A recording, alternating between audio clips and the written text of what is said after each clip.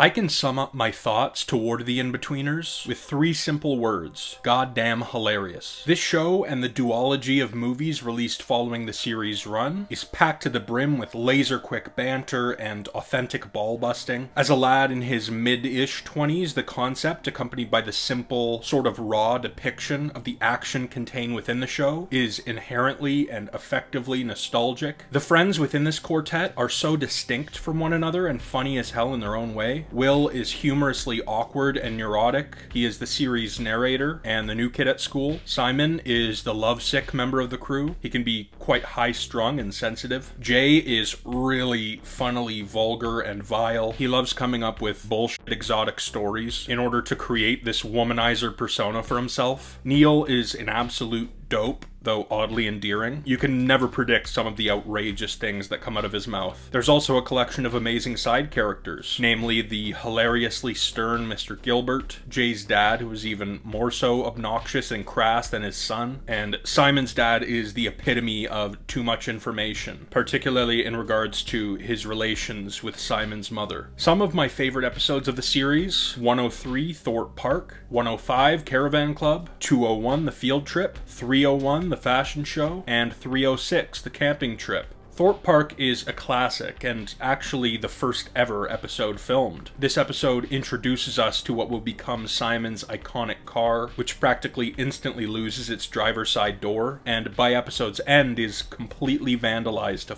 Thorpe Park also features one of the show's most brilliant, cringeworthy scenes. Will has been anticipating riding front row on the Nemesis Inferno all day, but when he finally arrives at the front of the queue, a worker tells him that there isn't enough room in the front row for he and his friends, as a group had already boarded prior to the general public being allowed to do so. Will has an absolute meltdown on his way to the lone empty seat in the front row, referring to the others in said row prior to seeing them as assholes. He finally takes his seat to find a group of harmless special needs individuals sitting next to him. We then follow a roller coaster POV through the entirety of the ride, as Will wears a guilt-ridden expression, though I really shouldn't refer to the individuals sitting next to Will as harmless, as they are ultimately revealed to be the culprits behind the vandalism of Simon's doorless vehicle. Episode 105, Caravan Club, is my favorite episode of the series. It heavily features Jay, who is potentially my favorite in-betweener. Jay's dad is a massive highlight. The hilarious scene when he takes a monstrous shit in the tiny Cartwright caravan, mere feet from the meal the boys are eating. Not to mention the fact that through the entirety of the caravan dance party, he's shirtless, farting, and pissing all over the community bathroom. We also get an understanding of why Jay is the way he is, as any time he's in his father's company, he's being relentlessly berated and made to feel small. Simon's disastrous attempt to get laid, having utilized the useless and baseless advice of Jay, is hilarious, as is Will managing to go from being propositioned to get laid to being bullied by children on the dance floor in a matter of 30 seconds. Season 2, Episode 1 is entitled The Field Trip. Everything regarding Pedo Kennedy is outrageous and hysterical, as is Jay's tale about the old woman who supposedly loves giving oral to young lads, and his pursuit to locate said woman. Will and Simon competing to win the affection of a new exchange student is another highlight, as is the group huddling around a nude and freezing Simon, only after Neil has bizarrely punched a fish to death. Simon's wardrobe malfunction in the fashion show is another classic moment. I also have a ton of fun with the rivalry between Will and the snarky wheelchair-bound Alistair. The Camping Trip was the final Inbetweeners episode produced. It's really fitting that the vast majority of this episode solely features our 4 stars and their banter, the game they play around the campfire in which they all swap cell phones and text something ridiculously inappropriate to whomever they want via whomever's mobile is in their possession. Jay and Neil letting Simon's vehicle drive itself into the lake is hysterical, as is a pair of stupid, perhaps impulsive actions made by Neil. He inexplicably tosses an enraged Will's chair into the flames of the campfire and smashes the back window of Simon's car with a brick once it is submerged in the lake, the car that was believed to have had the keys locked inside it, though they are ultimately found in Jay's pocket. Thankfully, the series didn't end there. I was elated to learn that I'd get to spend some more time with the Pussy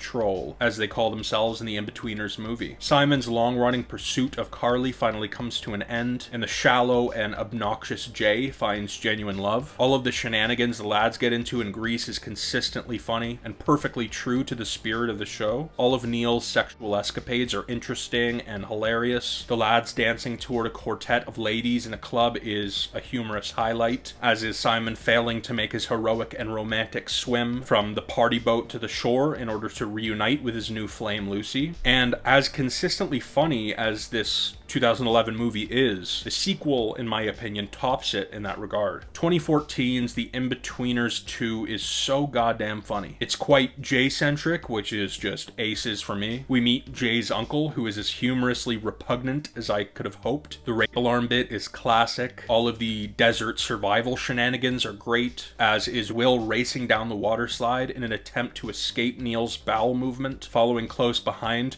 before he plunges into the water, then turns his head to get a face full of caca. All of the content inside the tent as Will faces off against Katie and her fellow pretentious, sort of hippie mates is brilliant. A moment that is so bizarre and tragic that it's funny is the one in which Neil gives CPR to a dolphin that had just died, only as a result of Neil trying to feed it multiple cheeseburgers. I adore the entirety of this show. It's one of my favorites. I also respect its concise nature, consisting of 18 half-hour episodes across 3 series and 2 90-minute films. The Inbetweeners is endlessly rewatchable, and if for some reason you've reached this point of the review without having seen this wonderful series, I could not recommend it enough.